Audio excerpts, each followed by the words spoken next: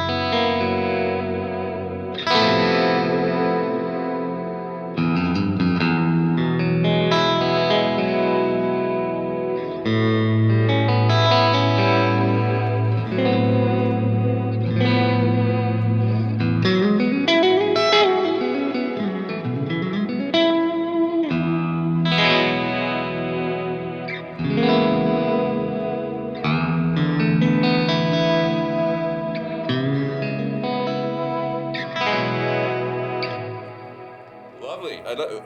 The Specular Tempus. Yes. That sounds like an instrumental album title. It's crazy good. It's crazy good. The unmistakable sound of Pete Thorn there. Hey guys, welcome to That Pedal Show. Dan here. Mick here, and Pete Thorn. Come on! Real pleasure. Thank you so much, mate. So, Absolutely. guys, we're in Germany at GuitCon, and we have a whole bunch of really interesting people brought together by the magic hand of Henning Pauly. yeah, And but we've been so excited to meet you. So many guys have asked us to get you on the show. I've got 1,000 questions. Well, likewise, by the way. Oh, fantastic! Really happy to meet you guys, fantastic. and it's nice to to make this. This is a great event. I mean, It's to make these connections. amazing. It's Yeah. amazing. Yeah. So kicking off, Pete was playing through a page, Tube OD, and the new Specular Tempus, which we've had on the show before. yeah. And it's a very cool sounding delay reverb thing. Amazing. Looks great too. Yeah, it's very groovy. You have to remind me before the end of the video to take some shots because we don't have the camera over the pedal board today. Oh, so- okay, right, all right, very cool. Right, so let's get into it. Yeah. All of our viewers know your channel, know your demos. And if you don't, go there now. Please. They're amazing. They're amazing. Please come subscribe. I'd love to have you. Your Thank you. what? By the way. No, no. Because I love what you guys do too. Oh, bless you. I always watch. So. Is very it surreal, right? It's very It's surreal. just It's very surreal. Yeah, it's a cool thing. This whole. We were setting up this morning, and Yeah. I'm watching Pete practice. I'm thinking, oh, okay, he's a real guitar player. And he warms up and stuff before, It's like, right. I hate doing these videos when my hands are cold, right? Because you Right. sit down, you're plugging everything in, you got to get everything set up, and you're like, oh, the last thing I forgot about was actually pick, and then you're like, and it's horrible. That's where I live. So, okay, one of the questions that I've been dying to ask you. When I watch your demos, Yeah. you always come up with these amazing compositions, Thank you. and they show off the product really well, but they always Appreciate sound that. fresh. That there's and the sheer volume of them, your output is amazing. So my question to you is, as a guitar player, composer. Hang on a sec. We got a phone on somewhere.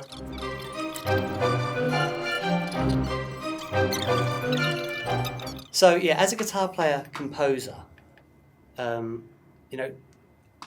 most people that watch this, I'd be surprised if they're not all guitar players, but most of us at least are guitar players. But when it comes to writing these tracks, where are you getting the inspiration from? I know when I've had to sit down and compose something, I mean, it takes me so long, and you seem to be able to come out with these tracks like. Well, thanks. I guess it's a fun exercise in songwriting because there's something about doing I do a lot of pedal demos, and there's something about doing a pedal demo where the heat's off. It's like, well, it's a pedal demo. I'm not making a song for my next solo album or something. Right. It's not supposed to be some big artistic statement. So I sort of allow myself to think that way, and then there's not so much pressure. So first of all, there's that, and that right there is ironically what's going to let you maybe come up with some of your best stuff because you're not editing yourself. Right. Okay. Like, and I believe in a lot of that. There's a bunch of books I've read on creativity and stuff like that. But giving yourself allowing yourself the ability to play things that sound bad, or just experiment, move your fingers around, try different things, see what sounds good. Don't like pre-edit in your brain like before you're coming up with riffs. And that's and so then I draw inspiration from a bunch of things. Mainly, I've allowed myself, because it's a pedal demo. The primary thing is that you've got to show off what the pedal sounds like. Right. So you're not really trying to impress with like your playing or whatever. You're trying to like, so for instance, if we would like call up a sound with like, let's say a long delay or something like that, this is great. You've got this here, and this is here. The GiGRig is like fantastic because we can just do this, and I know you can get the sound. So if we've got a delay that's fairly prominent, if that's my sound, what I'm going to want to do is now show that off, and it's a delay with maybe a bit of mod, right, and some high end roll off.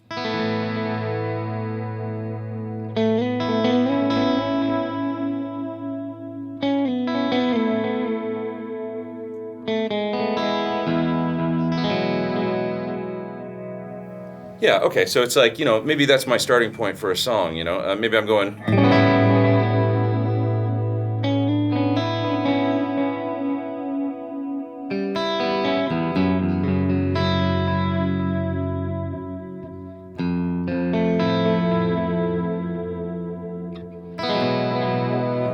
and I might start with something that simple and then just like go, okay, that's kind of a cool chord progression. I could start with that, and then the drums are going to come in. And I'm hearing the drums, so then I pull up, pull up Easy Drummer or something that, and just let it. And I'm thinking about the drums, and then I can hear the bass going. But the whole time letting the guitar really. And I'm hearing all that other stuff going on, but I'm allowing that delay to ring out because we're trying to show off the delay. Right. So the primary thing is going to be the tone of the echo and stuff like that. So that's informing the creative process as much as anything. That the sounds. You're not coming at this like, okay, I've got this idea for a melody and stuff, and maybe that'll work with this. You're playing the pedal. You're letting that sound inform what you're doing. Exactly. It's everything we say about guitar sound, which everything. Is, I think you said it earlier. You said, don't try and force something out that don't pre-mix it. I think was your term. Yeah, don't give yourself some. Yeah, it's like editing in your mind. Oh, it has to be like this. It doesn't have to be anything. It's just like plug this.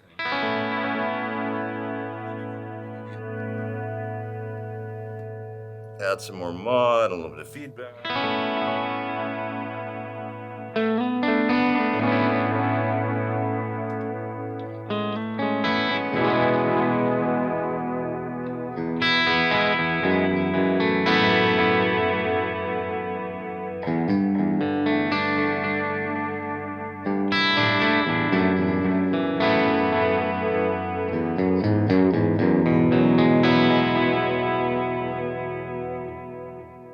And then you're good. And then I'm going to come in with some other,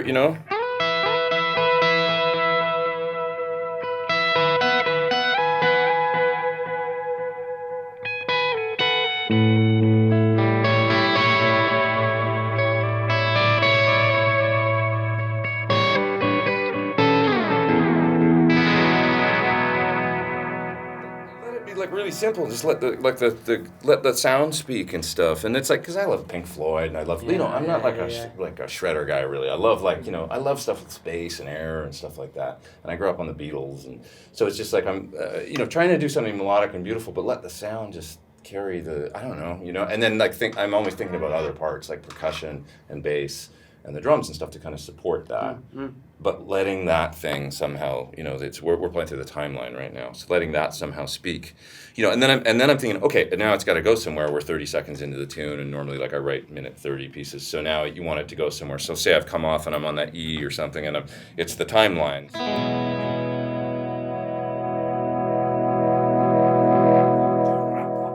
Now we're gonna go somewhere else, right? And I'm gonna play dirty or something with maybe a slap,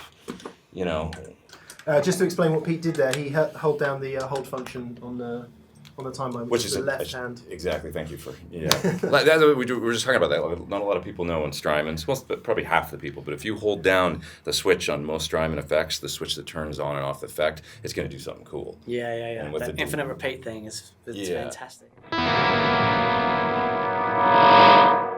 Get that going, right? You ever see? Do you guys ever see Mike Landau play? Oh yeah. So he does that, and it kind of sounds like that. Actually, it's just aggressive. Where he'll be playing kind of quiet stuff, and then he'll lean on it, and it'll be a short delay, and it just goes, and then he stops, and he goes back to playing quiet. It's so cool.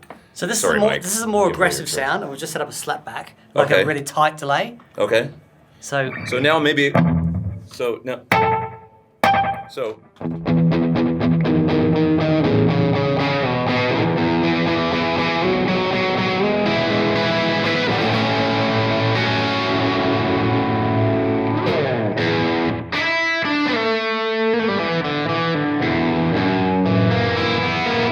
I don't know. You know, I'm just thinking That's it's great. and it might not be like the right. You know, but I'm trying to think. The next part's going to be dirty. It's going to grow, and then I'm going to probably take a lead or something with a long delay or something. Get like a, you know, some kind of. And you know, I might like do this for like a half an hour, 45 minutes, and then go. I don't know. I'm not feeling it, and then start over. You know, but so if we've got this now, you know, more gain or something, and you can.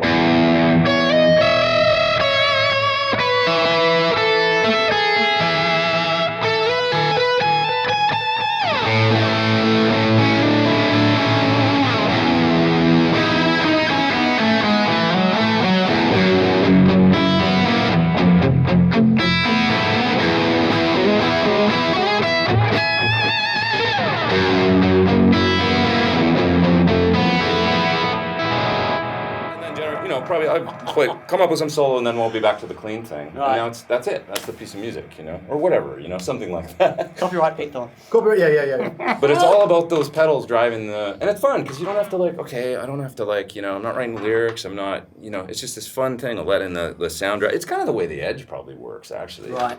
Coming up with, you know, that great scene in It Might Get Loud where he's like, well, here's what the part actually sounds like without any of the effects, but he puts all the effects on and lets it kind of drive the part. You know. It was funny. We were at saw you two in Rome recently, Oh, cool. and we were.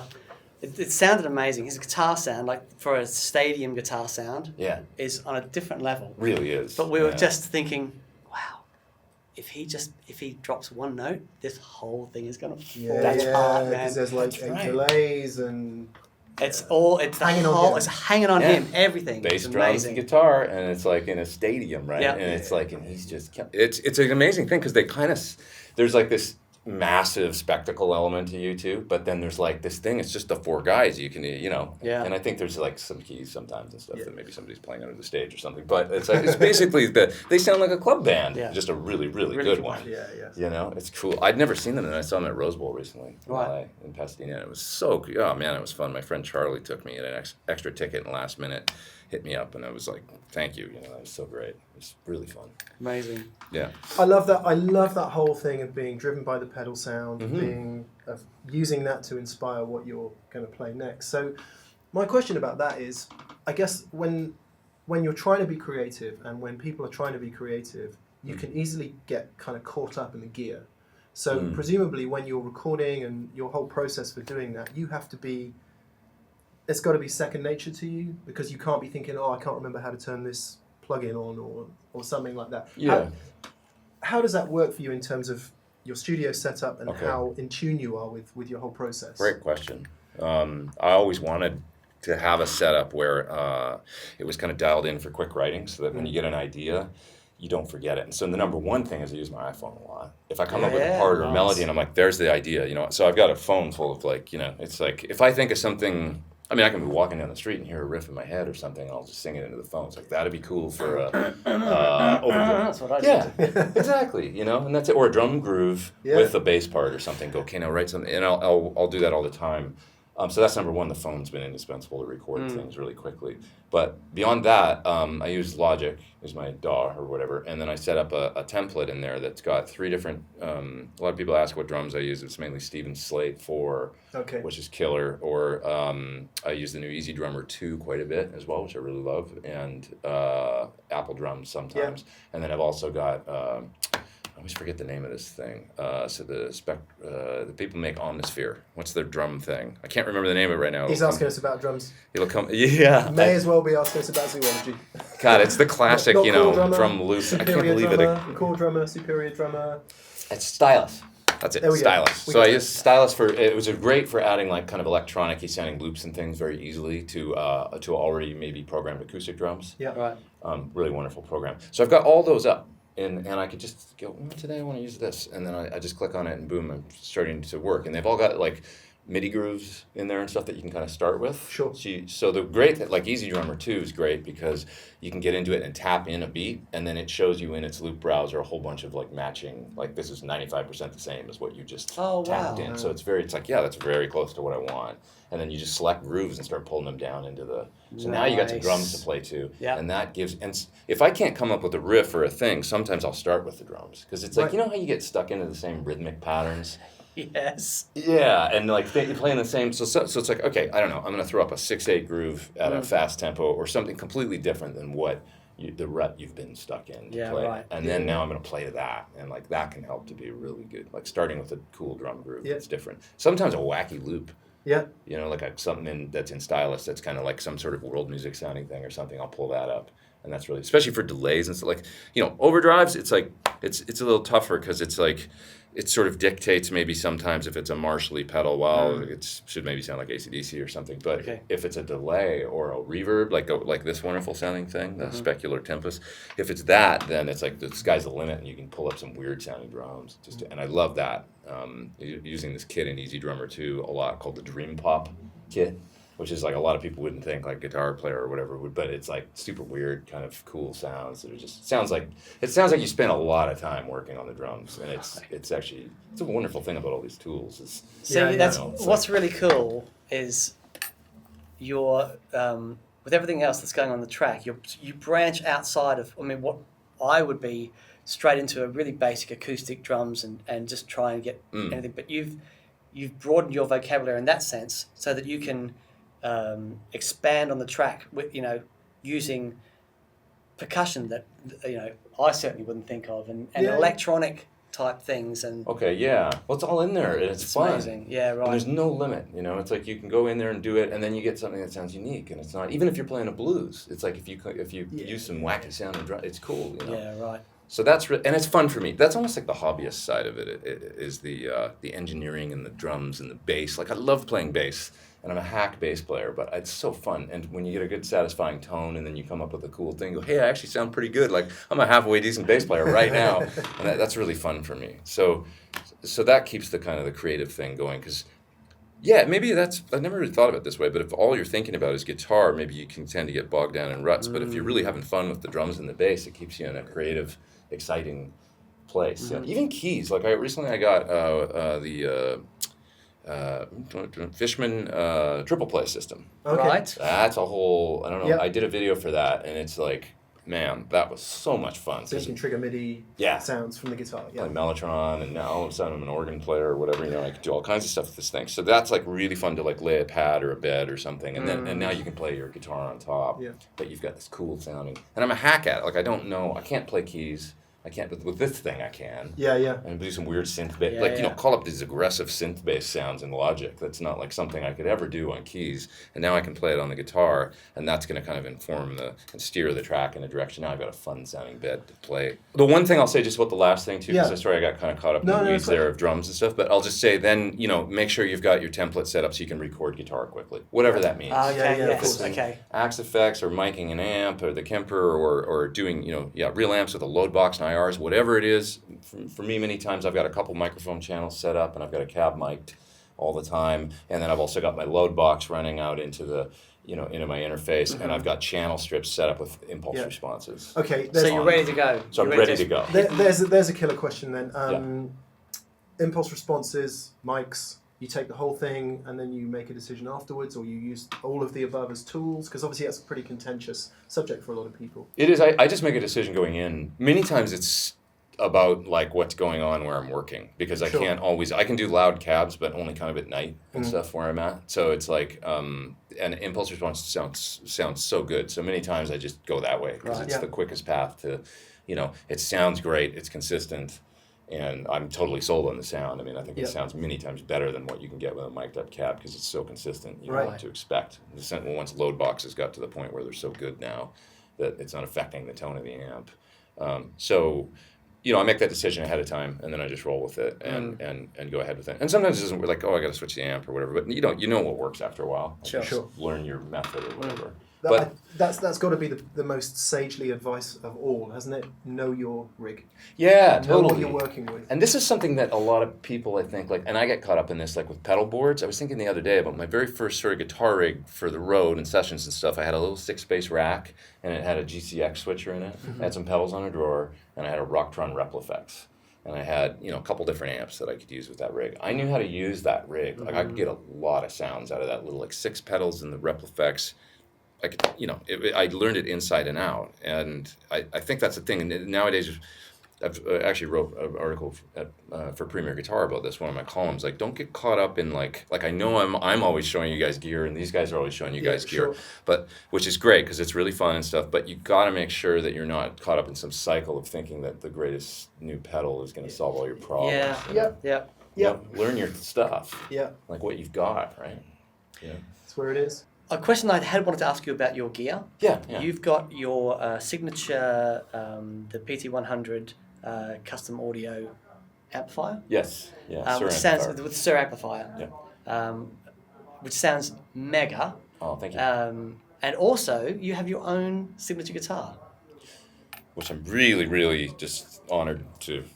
I remember seeing John Suhr in magazines in the 80s, and reading about the original Pensa Suhr guitars. Pensa Suhr guitars, yeah. And the pictures of Mark Knopfler in there, with that incredible looking, had all the abalone inlays and stuff. And, I have been trying to work it out since the beginning of this video. I'm seeing gold top and humbuckers, but I'm also remembering, because you remember Mark Knopfler's absolutely really flamey top Pensa Suhr that he...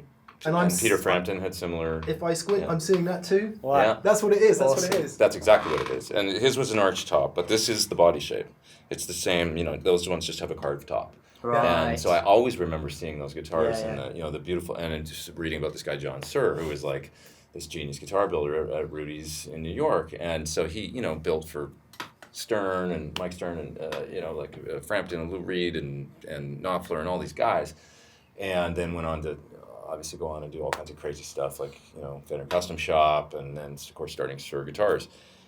So one of my best friends, meeting him has just been he's such a wonderful guy, and I just love the guy. And so to have a guitar that has his name on the front and my name on the back of the headstock, it was just a real honor, and so you can pinch me, but because it's just amazing. So basically, what we wanted to do with this was that was the guitar that I loved. That was the instrument. No way. Yeah, really, that was I always loved the kind of, and I kind of grew up in the '80s, and I remember Charvels and stuff like that had the kind of slightly more squared off sometimes the edges, and I always kind of liked that thing. So with this guitar, I'm totally going to video this while you're talking about it. Yeah, of course. Yeah, with this guitar, let me see. It was originally the first one I had built was black, and it was black with a kind of stained red back on it. And I'd seen some custom shop Les Pauls that had a similar, either a natural black top and then a natural back, or sometimes And so I was like, that's cool. And I always like the simplicity of the plain, finished top, but on there's something, I love flame tops too, but especially on a guitar with the double cutaway sort of body shape, I don't know, it's, Knopfler's was really cool, that was amazing, and with the carved top and everything, but there's just something about the solid colors I like. So I had a black one made, and we just come out with my signature humbucking pickups, so this has the Thorn buckers in it. Wow, okay, yeah. So we put those pickups in it, and basically I said, let's do it all out of kind of Les Paul style woods, basically, So mahogany back, mahogany neck, rosewood fingerboard, maple top, and then one of the bindings, of course, Suhr does the beautiful kind of scraped binding. Right. And so it was cool, okay, so we've kind of got, Les Paul woods, but in a 25.5 scale guitar with, 22 frets and that. So it's it's a hybrid, really is what it is. I wanted it to be versatile enough to be able to be the only guitar you take to a gig. Right. So it had to be, and we're on a clean sound right now, so actually this is perfect because you can really hear the pickups speak within the different outputs. So basically these are fairly low output humbuckers, and you can get the traditional 3 position.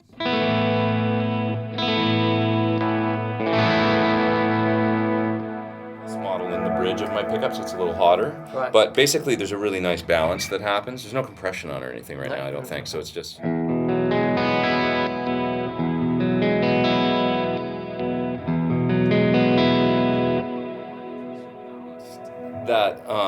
That there was no, maybe take that, there we go. You know, that you could play, like maybe roll down to 8 here and it's basically clean.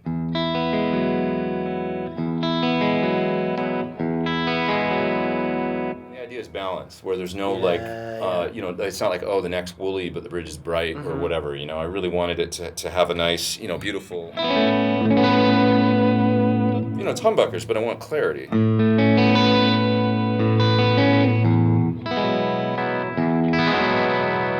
And then with the bridge, you don't want it too bright on the high string. So we really worked, you know, pretty hard on getting the balance right and the outputs right. So you don't have to go down and change your amp when you're switching pickups. So that's the Thornbuckers. So many questions. My first question is, and I think the question from anybody watching this video is, how does it sound compared to a normal Strat? Well, good. Oh yeah, we could do that. Can we just go A, B between? Yep. If we play, I'll go on my bridge pickup. If we just play an A That's you. kind of power chord, and just have a quick listen to Yes. that. Here we go. So this is me. Should be you. No. Oh, there we go. It's always the cable. Always the cable. It's always the cable. Sorry, I can cut that. 99.8% of the time, if your stuff's not working, it's the cable. Okay, here we go. Okay.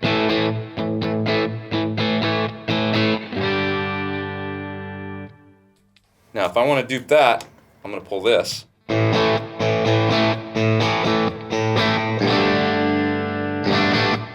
Now I switch this into parallel, and I can get more like the output of your guitar. So if it's here, it's dark and loud, darker.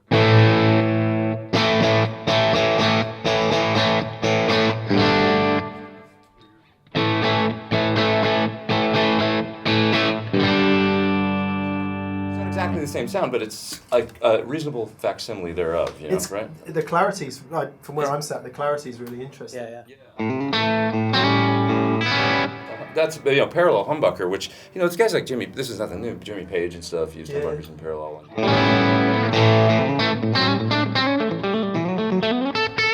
You can almost play almost like a Tele. Okay. You know?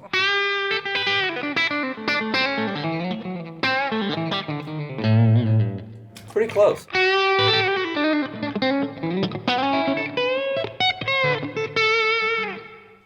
Similar sound. Similar sound. It is. It's So- got the twang. And this is the thing about making it versatile with just this. I don't feel like that's close enough. I don't need it to be single coil. Right. That's really cool in parallel. So if you haven't tried a humbucker in parallel, it's a great mod And that's the 2 coils in parallel in that one pickup. in this one pickup. Yeah. That's right. And then there's some split sounds. So we should try our number 2 or 4 depending on on when you grew up. I always call this number 4, but I guess people call it 2 now. The second. Yeah. So this on my guitar is the 2 inside coils.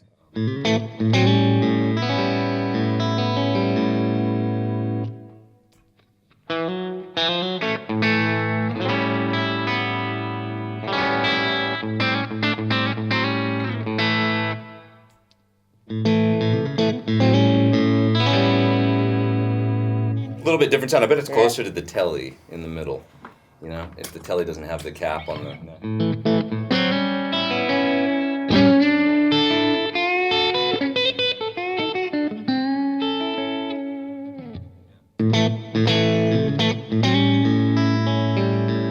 Because of the, you know, the coils are spaced further apart. So Yes. you've got the, you know.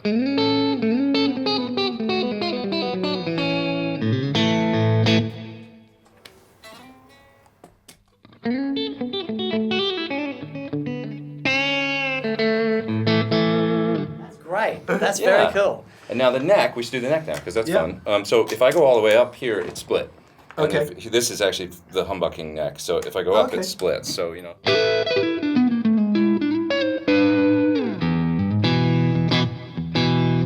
So that's a single coil.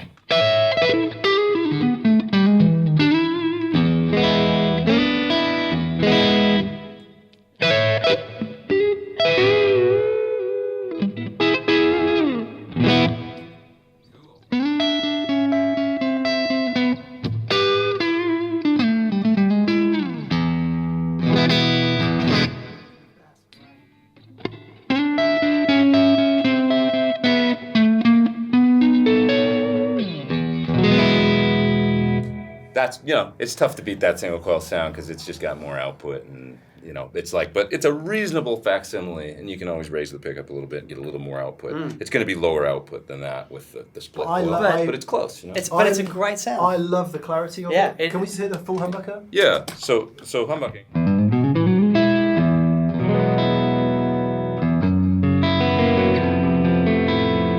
Of course, they've got a nice cap and resistor on here, so.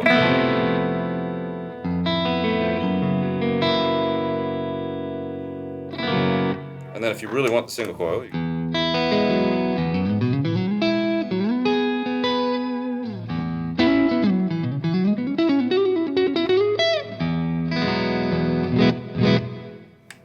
That's fascinating. it's a lot of sounds in one guitar. It's amazing. It's got that. It's obviously got the full throated thing if you want that, but there's an essence of air and hollowness in those mid sounds that are really lovely. Really. Yeah, I want it to be able to get the. Is there a drive, like a nice light overdrive or like Zeppelin-y kind of? That's cool. That's great. So.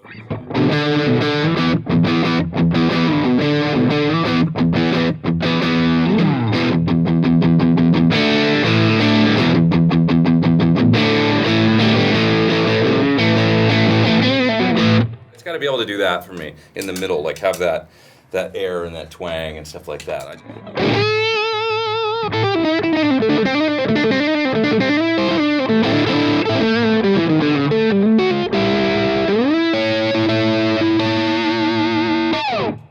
It's just fun, having that kind of. I like it to sound like I would say this way too much, but like a big Tele. Yeah. It's funny when you certainly when you went onto that neck pickup and some of the in between sounds.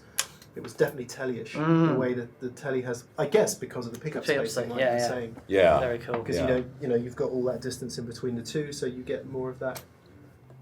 Yeah. I don't need to explain any more about that. So it's fun to just have one guitar. I found like this, it might not do every single sound exactly like another guitar, but being able to not change guitars between songs on stage and hold the same guitar, you get used to the feel, and you can kind of get into it across, because switching to a Les Paul and then going to a Tele or Strat, it's fun, and that's a cool thing, but it's also really rewarding to just hold the same guitar all night and just get all the sounds and get comfortable with the neck. And, it's like a friend then. It's like, you're getting used to it, and it's comfy. Worn in and stuff like that. So it's cool. Amazing. So we could talk for hours, and we will this evening over a couple of pints of refreshing ale. We should do that. We should, yes. But look, thank you so much. It's been fascinating. Yeah. Thank you, guys. Yes, more. Surreal beyond words, and really appreciate it. Oh, I do too. It's my pleasure and my honor, and it's really nice to meet you guys. Finally, it's true. Thank you, Pete. I think so. To play out, we should. Maybe get Pete to play a little bit, and Dan will just go through some sounds, and you can tell us more of this, less of that. I like this. What about this? Cool. And let's see where we go. Show me something awesome on the Specular Tempus, because I'm so interested in this thing.